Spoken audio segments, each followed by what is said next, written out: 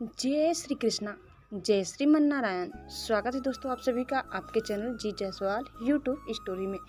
दोस्तों आज हम सुनेंगे श्रीमद् भागवत महापुराण कथा 6वें स्कंद का 11वां अध्याय। इस अध्याय में आज हम जानेंगे वृत्तासुर की वीरवाड़ी और भागवत प्राप्ति की कथा। श्री सुखदेव जी कहते हैं, परीक्षित, असुर सेना भयभीत होकर भाग रही थी। उसके सैनिक इतने अचेत हो रहे थे कि उन्होंने अपने स्वामी के धर्म अनुकूल वचनों पर भी ध्यान न दिया।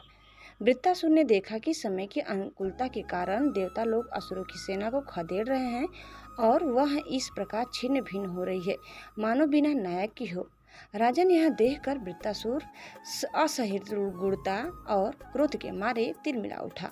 उसने बलपूर्वक देवसेना को आगे बढ़ने से रोक दिया और उन्हें डांटकर ललकारते हुए कहा, क्षुद्र देवताओं, रणभूमि में पीठ दिखलाने वाले कायर असुरों पर पीछे से प्रहार करने में क्या लाभ है। ये लोग तो अपने माँ बाप के मलमूत्र हैं, परंतु अपने को सूरवीर मानने वाले तुम्हारे जैसे पुरुषों के लिए भी तो डरपोकों को मारना कोई प्रशंसा की बात नहीं है और न इसे तुम्हें स्वर्ग ही मिल सकता है। यदि तुम्हारे मन में युद्ध करने की शक्ति और उत्साह है तथा अब जीवित रहकर विषय सुख भोगने की लालसा नहीं है तो क्षण भर मेरे सामने डट जाओ और युद्ध का मजा चख लो। परीक्षित, वृत्तासुर बड़ा बली था। वह अपने ढिल डौल से ही शत्रु देवताओं को भयभीत करने लगा। उसने क्रोध में भरकर इतने जोर का सिंहनाद किया कि बहुत से लोग तो उसे सुनकर ही अचेत हो गए। वृत्तासुर की भयानक गर्जना से सब के सब देवता मूर्छित होकर पृथ्वी पर गिर पड़े, मानो उन पर बिजली गिर गई हो। अब जैसे मदोन्मत्त गजराज नरकट का वन रौंद डालता है, वैसे ही रण बांकुरा वृत्तासुर हाथ में त्रिशूल लेकर भय से नेत्र बंद किए पड़ी हुई देवसेना को पैरों से कुचलने लगा। उसके वेग से धरती डगमगाने लगी। वज्रपाणी देवराज इंद्र उसकी यह करतूत सह न सके। जब वह उनकी ओर झपटा तब उन्होंने और भी चिढ़कर अपने शत्रु पर एक बहुत बड़ी गदा चलाई। अभी वह असहाय गदा वृत्तासुर के पास पहुंची भी न थी कि उसने खेल ही खेल में बाएं हाथ से उसे पकड़ लिया। राजन, परम पराक्रमी वृत्तासुर ने क्रोध से आग बबूला होकर उसी गदा से इंद्र के वाहन ऐरावत के सिर पर बड़े जोर से गरजते हुए प्रहार किया। उसके इस कार्य की सभी लोग बड़ी प्रशंसा करने लगे।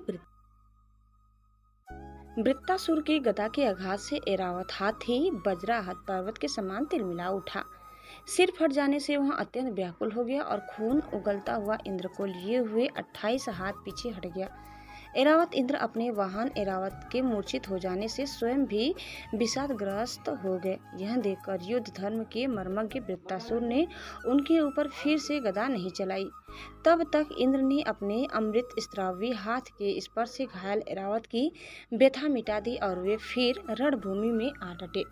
परीक्षित, जब वृत्तासुर ने देखा कि मेरे भाई विश्वरूप का वध करने वाले शत्रु इंद्र युद्ध के लिए हाथ में वज्र लेकर फिर सामने आ गया है, तब उसे उनके उस क्रूर पाप कर्म का स्मरण हो आया और वह शोक और मोह से युक्त हो हंसता हुआ उनसे कहने लगा। वृत्तासुर बोला, आज मेरे लिए बड़े सौभाग्य का दिन है कि तुम्हारे जैसा शत्रु, जिसने विश्वरूप के रूप में ब्राह्मण अपने गुरु एवं मेरे भाई की हत्या की है, मेरे सामने खड़ा है। अरे दुष्ट, अब शीघ्र से शीघ्र मैं तेरे पत्थर के समान कठोर हृदय को अपने सूल से बिदीड़ करके भाई से उर्सिन होऊंगा। आहा, यह मेरे लिए कैसे आनंद की बात होगी। इंद्र, तूने मेरे आत्मव्यक्ता और निष्पाप बड़े भाई के, जो ब्राह्मण होने के साथ ही यज्ञ में दीक्षित और तुम्हारा गुरु था, विश्वास दिलाकर तलवार से तीनों सिर उतार लिए। ठीक वैसे ही जैसे स्वर्गकामी निर्दय मनुष्य यज्ञ में पशु का सिर काट डालता है। दया, लज्जा, लक्ष्मी और कीर्ति तुझे छोड़ चुकी है। तूने ऐसे ऐसे नीच कर्म किए हैं जिनकी निंदा मनुष्य की तो बात ही क्या, राक्षस तक करते हैं। आज मेरे त्रिशूल से तेरा शरीर टुक टुक हो जाएगा। बड़े कष्ट से तेरी मृत्यु होगी। तेरे जैसे पापी को आग भी नहीं जलाएगी। तुझे तो गीध नोच नोच कर खाएंगे। ये अज्ञानी देवता तेरे जैसे नीच और क्रूर के अनुयायी बनकर मुझ पर शास्त्रों से प्रहार कर रहे हैं। मैं अपने तीखे त्रिशूल से उनकी गर्दन काट डालूंगा और उनके द्वारा गुरु से सहित भैरव आदि भूतनाथों को बलि चढ़ाऊंगा। वीर इंद्र, यह भी संभव है कि तू मेरी सेना को छिन्न भिन्न करके अपने वज्र से मेरा सिर काट डाले। तब तो मैं अपने शरीर की बलि पशु पक्षियों को समर्पित करके कर्म बंधन से मुक्त हो महापुरुषों की चरण रज का आश्रय ग्रहण करूंगा। जिस लोक में महापुरुष आते हैं वहां पहुंच जाऊंगा। देवराज, मैं तेरे सामने खड़ा हूँ, तेरा शत्रु हूँ। अब तो मुझ पर अपना अमोघ वज्र क्यों नहीं छोड़ता? तू यह संदेह न कर कि जैसे तेरी गदा निष्फल हो गई, कृपण पुरुष से की हुई याचना के समान यह वज्र भी वैसे ही निष्फल हो जाएगा। इंद्र, तेरा यह वज्र श्रीहरि के तेज और दधीचि ऋषि की तपस्या से शक्तिमान हो रहा है। विष्णु भगवान ने मुझे मारने के लिए तुझे आज्ञा भी दी है, इसलिए अब तू उसी वज्र से मुझे मार डाल। क्योंकि जिस जिस पक्ष में भगवान श्री हरि है, उधर ही विजय, लक्ष्मी और सारे गुण निवास करते हैं। देवराज, भगवान संकर्षण के आज्ञानुसार मैं अपने मन को उनके चरण कमलों में लीन कर दूंगा।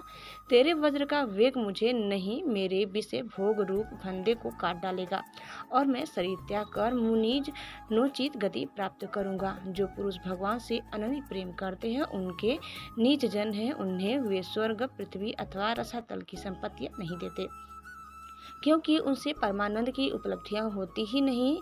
उल्टे द्वेष, उद्वेष, अभिमान, मानसिक पीड़ा, कलह, दुख और परिश्रम ही हाथ लगते हैं। इंद्र, हमारे स्वामी अपने भक्त के अर्थ, धर्म एवं काम संबंधी प्रयास को व्यर्थ कर दिया करते हैं, और सच पूछो तो इसी से भगवान की कृपा का अनुमान होता है, क्योंकि उनका ऐसा कृपा प्रसाद अंकिंचन भक्तों के लिए ही अनुभवगम्य है, दूसरों के लिए तो अत्यंत दुर्लभ ही है। प्रभु, आप मुझ पर ऐसी कृपा कीजिए कि अनन्य भाव से आपके चरण कमलों के आश्रित सेवकों की सेवा करने का अवसर मुझे अगले जन्म में भी प्राप्त हो। प्राण वल्लभ, मेरा मन आपके मंगलमय गुणों का स्मरण करता रहे, मेरी वाणी उन्हीं का गान करे और शरीर आपकी सेवा में ही संलग्न रहे। सर्व सौभाग्य निधि, मैं आपको छोड़कर स्वर्ग, ब्रह्मलोक, भूमंडल का साम्राज्य, रसातल का एक का छत्र राज्य, योग की सिद्धियां, यहाँ तक कि मोक्ष भी नहीं चाहता। जैसे पक्षियों के पंखहीन बच्चे अपनी माँ की बाट जोतते रहते हैं, जैसे भूखे बछड़े अपने माँ का दूध पीने के लिए आतुर रहते हैं, और जैसे वियोगिनी पत्नी अपने प्रवासी प्रियतम से मिलने के लिए उत्कंठित रहती है, वैसे ही कमल नयन मेरा मन आपके दर्शन के लिए छटपटा रहा है। प्रभु, मैं मुक्ति नहीं चाहता। मेरे कर्मों के फलस्वरूप मुझे बार बार जन्म मृत्यु के चक्कर में भटकना पड़े, इसकी परवाह नहीं। परंतु मैं जहाँ जहाँ जाऊँ, जिस जिस योनि में जन्मूँ, वहाँ वहाँ भगवान के प्यारे भक्त जनों से मेरी प्रेम मैत्री बनी रहे। स्वामीन, मैं केवल यही चाहता हूँ कि जो लोग आपकी माया से देह गेह और स्त्री पुत्र आदि में आसक्त हो रहे हैं, उनके साथ मेरा कभी किसी प्रकार का भी संबंध न हो। दोस्तों, इस प्रकार कथा हम यही समाप्त करते हैं। आगे की कथा सुनने के लिए आप दूसरे वीडियो को अवश्य देखिए। दोस्तों, आपको हमारी कथा कैसी लगी कमेंट करके ज़रूर बताइए, और चैनल में नए हैं तो प्लीज़ लाइक, शेयर और सब्सक्राइब करना न भूलें। धन्यवाद। जय श्री कृष्णा, जय श्रीमन नारायण। एक बार प्रेम से बोलिए श्री बांके बिहारी लाल।